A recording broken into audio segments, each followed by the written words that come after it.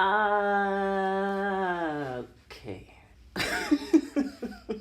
Maybe let's not start the video on a scary note. Welcome to a ramble with me. This is the beginning of a new series. We are looking at a new examination. Today we are we're beginning to look at paper 1. What so sorry is this? Right.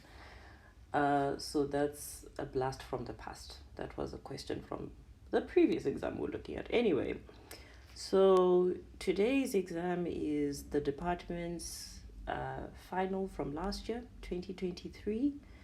November 2023, paper 1, question 1.2. Let's go.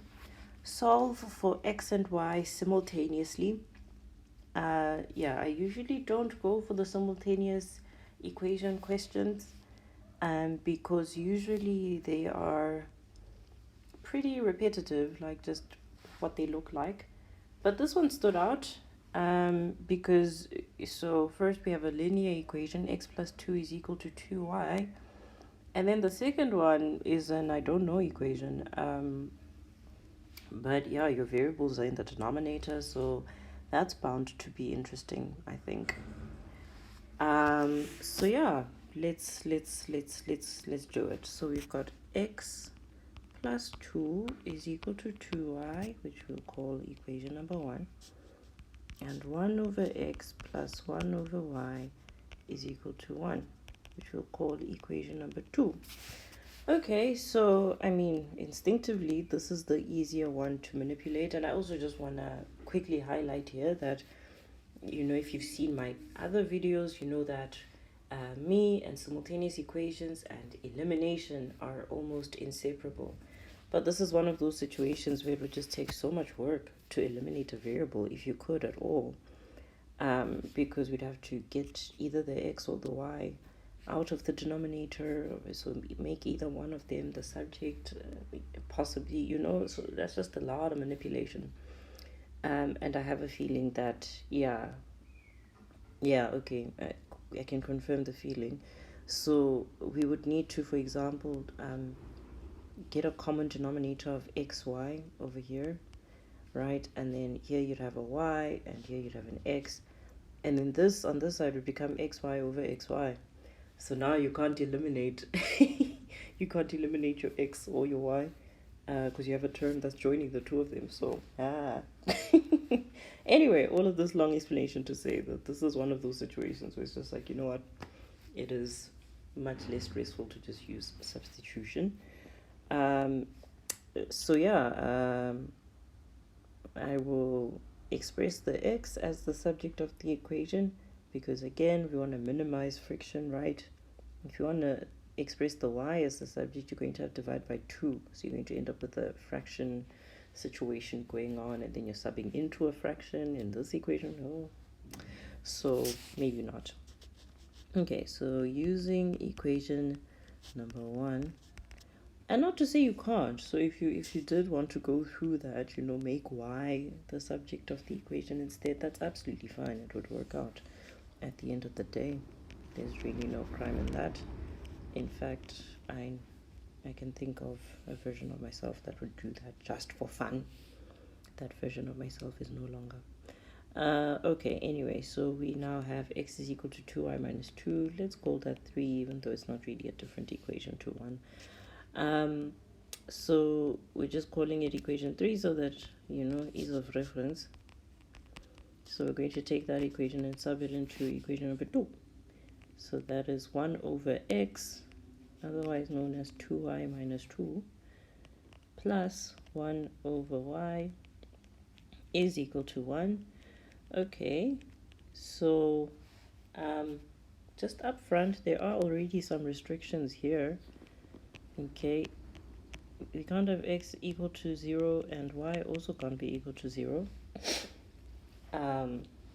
And that's sufficient to say. We don't need to have another restriction for this denominator, saying that y can't be 1, or do we? do? Okay, yeah, I guess we need to add it. Right, y can't be equal to 1, because that is a different restriction to that one. Yeah, y can't be equal to 1, otherwise, we'll have 2 times 1, which is 2 minus 2 being 0, 1 divided by 0, no. Yeah, I guess it's kind of implicit here, right? Because if y is equal to 1, then this is going to become 0, and we've restricted the value of x. X can't be 0, so, I don't know. I don't know if you have to put this one down, but anyway. Right, so now we want to get a common denominator, which we can do by just smooshing these together. There's no need to do like any crazy science of, really finding the lowest, like, I mean, this is the lowest common denominator because they have nothing in common. The factors of y are 1 and y. The factors of this guy are 2 and y minus 1.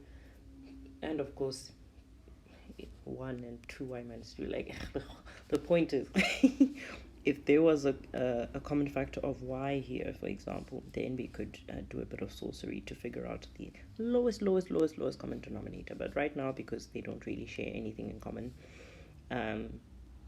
in terms of their factors, other than 1, of course 1 is a factor of everything, but yeah, because they don't share any interesting factors in common, we can just multiply them together.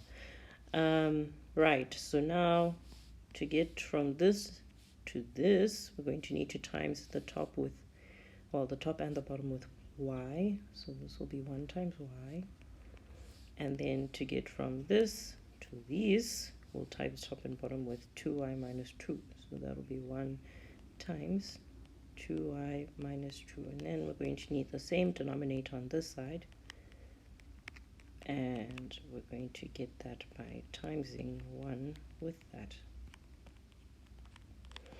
Okay, right, and let's simplify a bit. So we've got y plus 2y minus 2 divided by that is equal to y squared minus 2y. Ooh, itchy nose. And I'm just going to keep this like this because the fact that these equations are equal and their denominators are the same means their numerators must be the same as well. So we can just ditch these then. So at the top, well, we don't have a top anymore, but this will simplify to 3y minus 2, and here we have y squared minus 2y. Okay, so we've got a quadratic equation, so let's solve that quickly. Y squared minus 2y minus 3y plus 2, so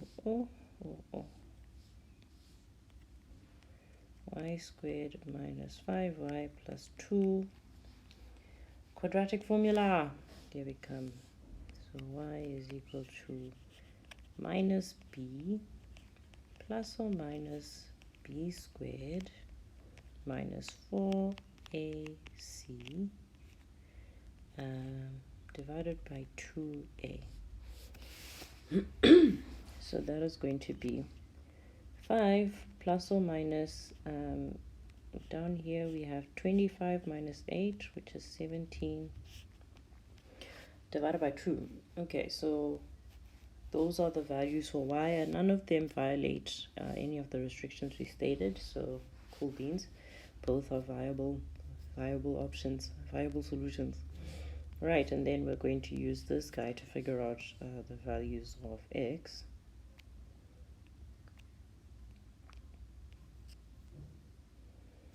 Okay, so sub y values into 3. I'm just going to actually shrink this and use it as a reference for ourselves. So when y is equal to 5 plus root 17 over 2, then x is equal to 2 times that minus 2, which is 5 plus root 17 minus 2 which is 3 plus root 17. And when y is equal to 5 minus root 17 over 2, then x is equal to 2 times 5 minus root 17 over 2 minus 2, which is 5 minus root 17 minus 2, which is 3 minus root 17. And so those are our solutions. So x is equal to 3 plus root 17, and y is 5 plus root 17 over 2, or x is equal to 3 minus root 17, and y is equal to 5 minus root 17 over 2. Let's see, in decimal form. I'm just going to get this into decimal form so that I can quickly, very informally check my answer. So just write these in a different color. So we have 3 plus root 17. So x is roughly 7,12, and y is roughly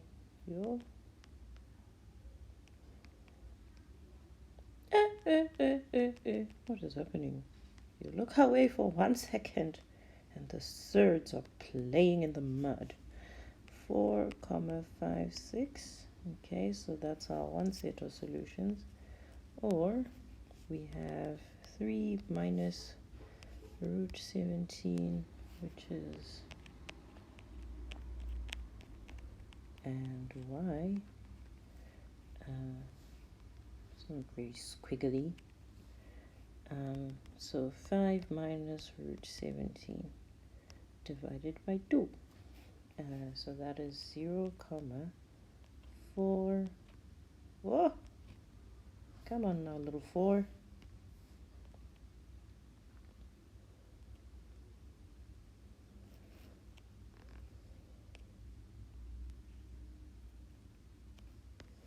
Okie dokie.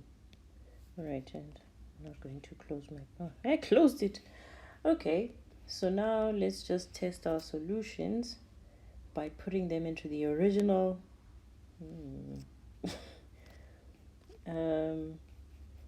Okay, I'm just going to need to get a picture of the original equation. Repeat the sounding joy. So, let's see.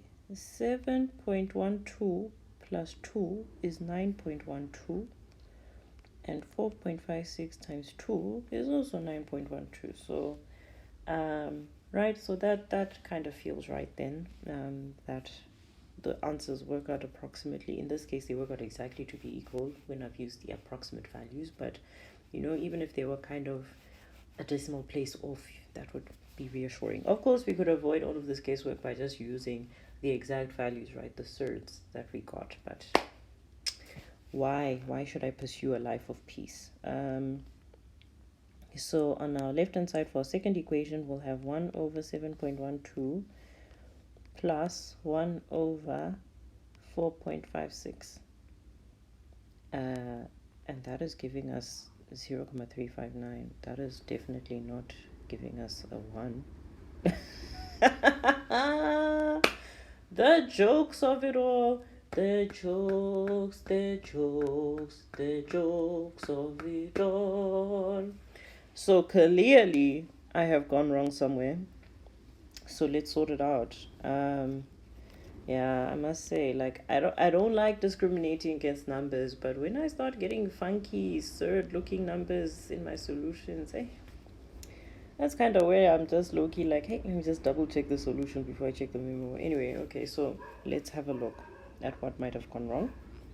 So we started out by rearranging this equation, and we ended up with x is equal to 2y minus 2, so cool. Right, and then we substituted that into the second equation, so we got 1 over that plus 1 over y is equal to 1. Okay, Then from there, we made a common denominator, y times 2y. Oh, I already know, I know where I went wrong. So, okay, so y times 2y minus 2 is our common denominator. This denominator already has the 2y minus 2, so we just times with y at the bottom and y at the top. This denominator already has y, so we times with 2y minus 2 top and bottom.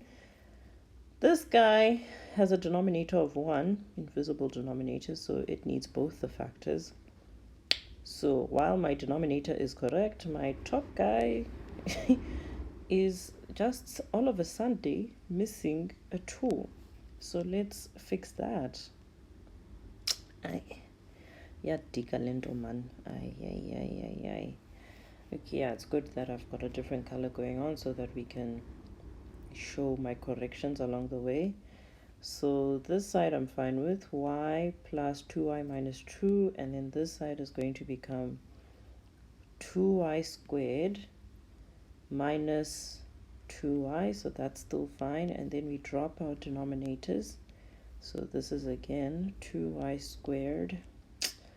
Oh, matamera mai washe. Oh, everybody say oh.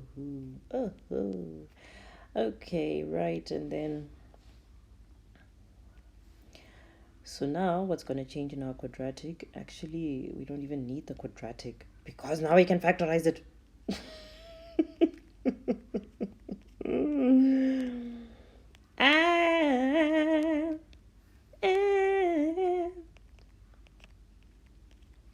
So this is 2y times y, and then to get a 2, we're either going to need a 2 and a 1 over here, or a 1 and a 2.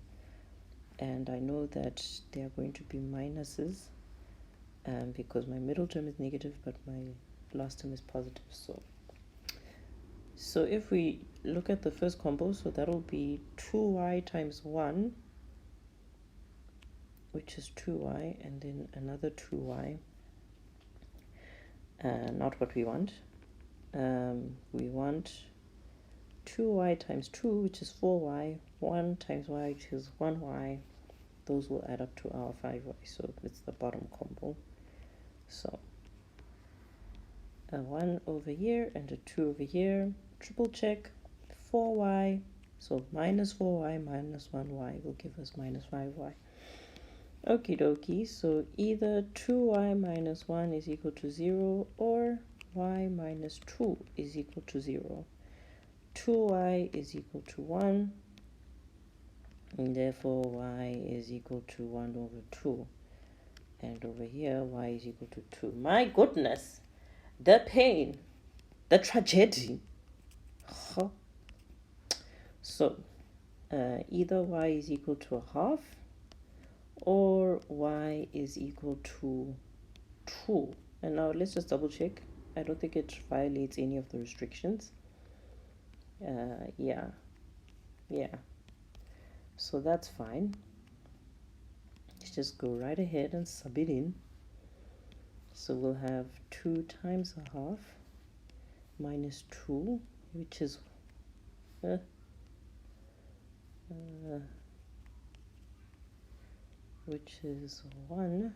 minus 2, which is negative 1. And that doesn't violate a restriction either, the restriction where x is equal to 0. And then for the second solution, we'll sub in y is equal to 2, which is 2 times 2 minus 2, so x is equal to 2. And it also doesn't violate the restriction. Yeah, kids, if there's anything to learn from this video, is that first of all, this girl sometimes works too quickly. I think I was just so excited to be back in the domain of paper 1. Paper 1, my happy home. And I forgot that. Speed dribbles. Okay, so the first set of solutions is y is equal to a half, x is equal to negative 1. The second set of solutions is y is equal to 2 and x is also equal to 2. Okay, now let us double check with confidence. So we'll start with this set of solutions. Into the first equation, negative 1 plus 2 is equal to 1, and 2 times a half is definitely equal to 1 as well. So right, so the first solution passes the first equation. Let's see if it passes the second equation. So we're going to have 1 over negative 1 plus 1 over a half. And that does indeed give us 1. Hooray, hooray. Okay, right. Let's move our picture to this side. Okay, so now let's test the second solution. So with the second solution, first equation, we have 2 plus 2 is 4, which is indeed equal to 2 times y. 2 times 2, which is 4. Okay, then for the second one, we have 1 over 2 plus 1 over 2. And that does indeed add up to 1. How many marks is this question? This is what I just love about paper 1 is that, you can do these little checks and be sure that I got this question right. Unless you copy down the question wrong, then I can. Misfortune. Okay, so this is question 1.2. Let's see. We have, y is equal to,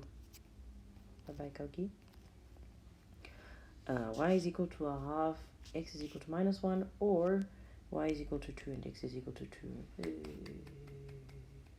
Right. And like I said before, of course, you could have, decided to use the second equation as your starting point. You could have made y the subject of this equation.